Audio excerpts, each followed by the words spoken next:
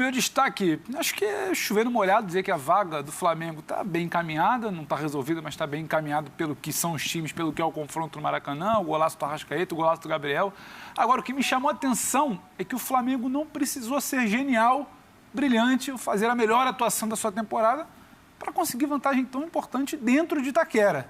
Isso diz muito também sobre o time do Corinthians e diz muito também porque eu acho que a missão do Corinthians é muito difícil no Rio de Janeiro. O Flamengo foi bem no primeiro tempo, a partir dos 25 minutos, melhor ainda no segundo. Tem a genialidade de um Arrascaeta, tem a genialidade de uma finalização do Gabriel, mas nem precisou ser brilhante para construir uma vantagem de 2 gols dentro da casa do Corinthians, algo que eu acho que muita gente nas prévias, no debate, naquele pré-jogo, talvez não cravasse com tanta facilidade, não seria o cenário mais provável, mas ótimo resultado do Flamengo, merecido. Esse é o lance que o Cássio se referiu, a bola no braço, enfim, nós vamos discutir já. Vamos com os destaques aqui primeiro. Tudo bem, Birner? Tudo bem, Preto? Boa noite, bom ter você de volta também. Boa Obrigado. Noite ao Pedro, ao Jean, professor Calçade, aos fãs e às fãs do esporte. Não tem muito como fugir de um destaque parecido com o que o Pedro fez. Acho que o Corinthians... hoje? Corinthians, por enquanto, sim. Corinthians coletivamente começa o jogo melhor que o Flamengo. Depois a gente vai esmiuçar isso. O treinador, na minha opinião, Vitor Pereira, acerta na estratégia. E aí, quando o Corinthians perde um pouco de pegada, o Flamengo começa a jogar. Não joga o seu melhor futebol, faz o gol. Ali acabou. Ali só deu Flamengo dali em diante, o Flamengo sobrou, o Flamengo fez o segundo gol, né? Muita qualidade, individualmente muito superior ao Corinthians. No segundo tempo, mesmo sem o Flamengo jogar o futebol no nível que mostrou, por exemplo, contra o Tolima, ou até contra o Atlético Mineiro, o Flamengo teve muita facilidade, muito controle de jogo, o treinador do Corinthians fez alterações arriscadas, porém era o que ele tinha.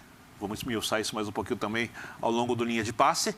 E eu acho que no final das contas, por tudo que os times criaram, o Flamengo poderia ter vencido por mais. É óbvio que colocou um pé e 4 dedos do outro na classificação, né? Tem que futebol, tem que tomar cuidado, mas obviamente é muito superior, jogando dentro de casa e etc.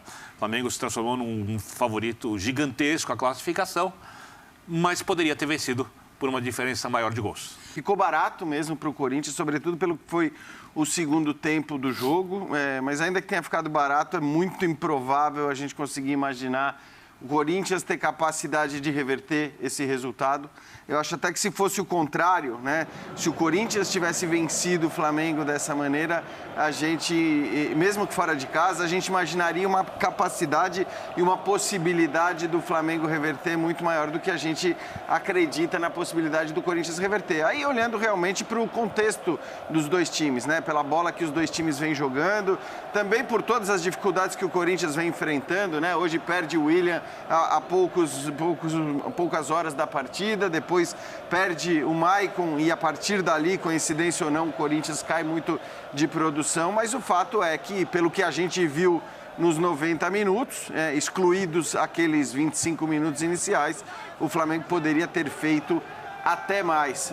De qualquer forma, mesmo não fazendo mais, o Flamengo está muito, muito próximo de uma semifinal de Libertadores e digo até, pela bola que o Flamengo está jogando e pelo nível dos seus possíveis adversários na semifinal, o Flamengo é muito favorito para chegar à decisão da Libertadores mais uma vez, né? Então é realmente algo que a gente pode afirmar, esse favoritismo.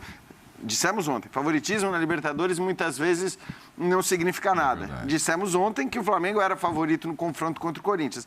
E agora acho que o favoritismo para chegar até mesmo a uma decisão da competição é indiscutível. Como o time vai lidar com esse favoritismo é outra história. Mas hoje fez de novo uma boa partida. Não foi brilhante ou espetacular como outras partidas recentes do time, mas fez de novo uma boa atuação.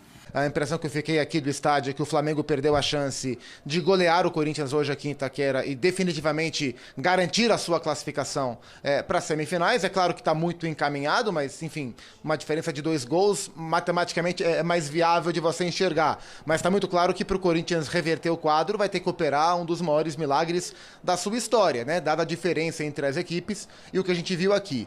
Alguns pontos me chamaram a atenção nesse duelo, gostei dos primeiros 15 minutos do Corinthians.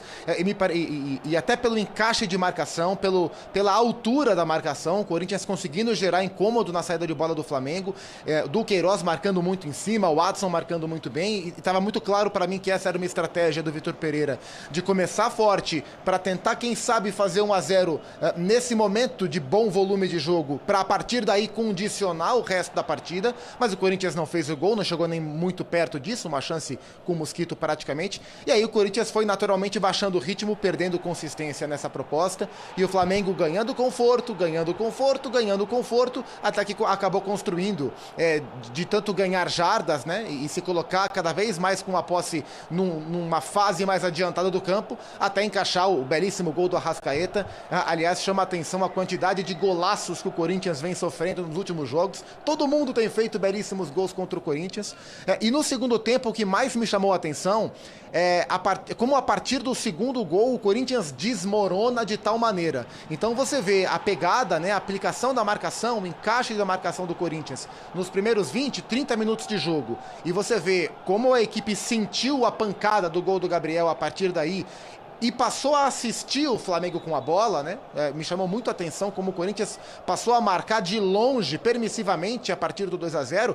Parecem dois times absolutamente distintos, né? E aí, dentro dessa liberdade, o Flamengo, se tivesse apertado um pouco mais, fez um bom jogo, mas se tivesse apertado um pouco mais, saía daqui com 4-0 e com pensamento já na semifinal. A liberdade que o Arrascaeta teve para jogar, tanto no primeiro tempo, né, quando o Cantillo o observava de longe, quanto no segundo tempo, né, quando o Vitor Pereira, na minha visão, faz trocas ousadas demais, cedo demais, e aí o Arrascaeta ficou praticamente sem marcador. Eu poucas vezes na vida vi o Arrascaeta passear sem ninguém por perto como ele passeou no segundo tempo. E aí o Flamengo fez o que quis aqui, e destaco atuações individuais do Flamengo que me chamaram muito a atenção. O Davi Luiz, que a gente ouviu agora, uma atuação muito forte, Felipe Luiz muito bem, Rodinei e Everton Ribeiro. Para mim são os 4 jogadores que mais contribuíram nessa construção de uma vitória justa, do tamanho da diferença entre as duas equipes, e se tivesse apertado um pouquinho mais, saía com 4-0 e com carimbo para a semifinal, Prieto. O jogo, às vezes, ele tem uma lógica terrível, brutal, e esse jogo teve, que era um pouco da lógica, acho que a gente concordava aqui no linha de passes, tem um time que é superior, e tem um outro time que você pergunta o que ele precisa fazer para vencer o adversário que tecnicamente é superior. Primeiro, marcar muito bem, eliminar as principais jogadas do adversário e tentar jogar. E aí o Vitor Pereira escala dos 9 jogos, as 9 escalações que ele produziu até agora na Libertadores, essa é com um time mais jovem. Então era Piton, não era Fábio Santos, ele vinha com Bruno Mendes, ao lado do Balbuena, uma boa decisão. Os mais velhos, Fagner, Balbuena e Cássio. Era um time jovem porque ele precisava do coração, da transpiração para deter o Flamengo. Até os 25 minutos, ele consegue mais ou menos fazer isso. Como? Subindo a marcação, depois ela começa a baixar, mas ele marca a saída, marca os lados. A saída com o Rodinei não é tão fácil, com o Felipe Luiz também não. Você força o jogo por dentro. Por dentro tem um trio. E aí, qual é o comportamento de Everton e Arrascaeta? São os caras que precisavam se desvencilhar do jogo, da marcação. Porque Gabigol e Pedro estavam ali enfiados na linha de 4 do Corinthians. Gabigol, quando saía acompanhado, depois ficava para um problema para o meio de campo. Os zagueiros não ficavam quebrando a linha, deixando a linha ali banguela.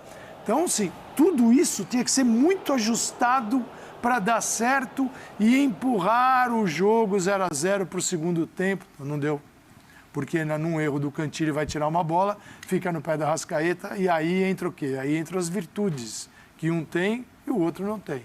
A Arrascaeta não olhou para o gol. Ele sabia onde ele estava. Sabia.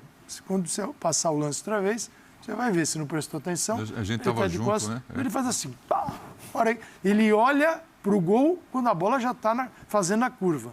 Aí é a virtude. A virtude que o Corinthians não conseguiu barrar e que o Flamengo tem. E foi um jogo para o Flamengo, tá boa.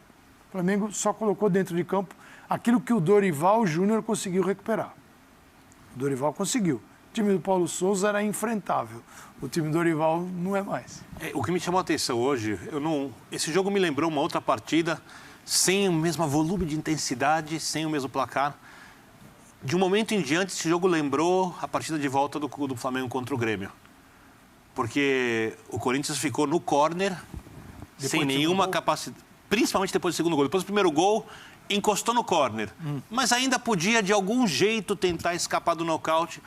No segundo gol, o Corinthians foi nocauteado. E aí, por isso que a gente fala aqui que podia ter sido mais.